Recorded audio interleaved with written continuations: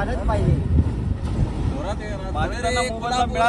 संपादन झालंच पाहिजे. आम्हाला मोबदला मिळालाच पाहिजे. आम्ही मागे हटणार नाही.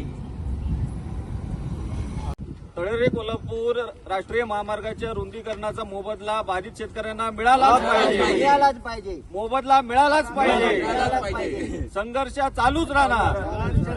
प्रशासनाने दखल घेतली पाहिजे. तळेरे कोल्हापूर महामार्ग रुंदीकरणाबाबत कोल्हापूर आमचा लढा कायम राहणार आहे. आणि या ठिकाणी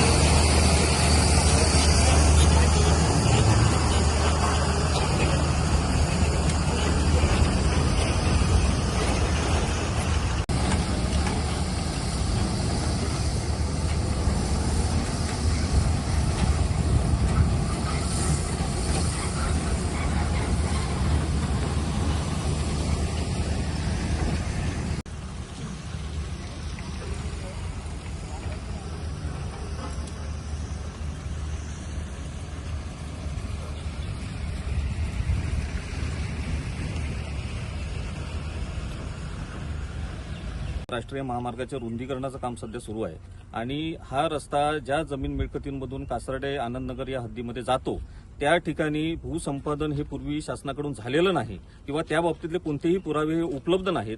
आणि जर आपण भूमी अभिलेखचे गटबुक नकाशे बघितले तर त्यांच्यामध्ये देखील रस्त्याची नोंद दिसत नाही.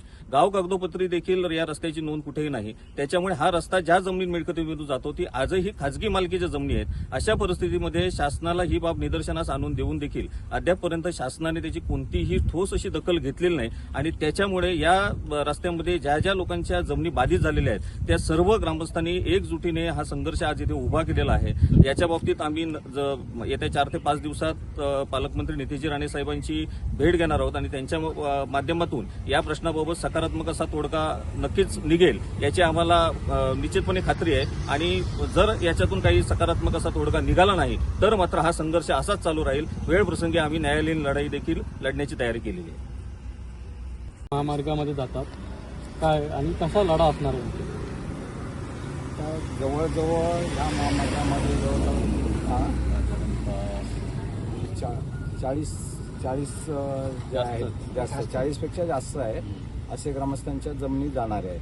त्या ग्रामस्थांना खरोखरच त्याचा काही लाभ मिळणार नाही असं याच्या प्रशासनाच्या दुटप्पी भूमिकामुळे हे समजतं आहे. तरी आमचा हा लढा जो आहे तो लास्टपर्यंत राहील. आणि एक मी माझी सैनिक आहे खरोखरच. आपण रस्त्यावर बसल्याशिवाय राहणार नाही. नाव कसं? माझं नाव एक सुभेदार रवींद्र पाताडे. तुम्हाला 100% संघर्ष करावा लागणार. संघर्षाशिवाय तुम्हाला मोबदला तुम्हाला मिळणार नाही. पुढची लढाई कशी असणार आहे? नाही आता आमची पुढची आम्ही सर्व प्रशासनाला कागदोपत्री आम्ही इथं बोलवलं. पालकमंत्र्यापर्यंत आम्ही पोचलो आहे. जोपर्यंत आम्हाला कुठलं अगदी कायदेशीर आम्हाला माहिती जोपर्यंत मिळत नाही तोपर्यंत आमचा लढा शेवटपर्यंत आम्ही चालूच ठेवणार आहोत. आम्ही कुठल्याही प्रकारे इथं ते जे काही रस्ता बनवतो त्यांना कुठल्याही प्रकारे झाड किंवा माती हलवायला नाही जाणार. थोडा आमचा संघर्ष आमच्या सगळ्यांचा आमच्या संघर्ष समितीचं आमचं ठरलेलं आहे. कुठल्याही प्रकारे आम्ही रस्ता करायला देणार नाही जोपर्यंत आम्हाला योग्य न्याय आम्हाला जोपर्यंत मिळत नाही तोपर्यंत. नाव कसं? माझं नाव श्रीपद पाताडे.